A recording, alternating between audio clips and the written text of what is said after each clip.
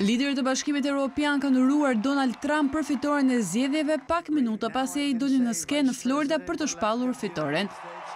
Kryeministri i Hungarisë, Viktor Orban, ishte ndër liderët e parë të BE-s që përgëzoi Trump, të cilin e përshkroi si ringritjen më të madhe në historinë politike të SBA. E ndjekur nga presidentja e Komisionit Evropian Ursula von der Leyen, e cila tha në një postim në rrjetin X se SBA dhe BE janë më shumë se aleat. Von der Leyen shprehu angazhimin e BE-s për të bashkëpunuar me presidentin e mundshëm.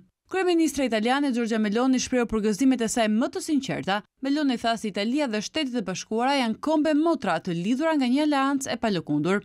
Ndërkohë, presidenti francez Emmanuel Macron shkroi në rrjetin X për të përgëzuar Trump. Macron tha se ishte i gatshëm të punonte së bashku me presidentin e zgjedhur të SBA, siç bën gjatë 4 viteve të kaluara. Kancelari gjerman Olaf Scholz në mesazhin e tij përgëzues tha se Gjermania dhe SBA kanë punuar së bashku dhe do të vazhdojnë ta bëjnë këtë.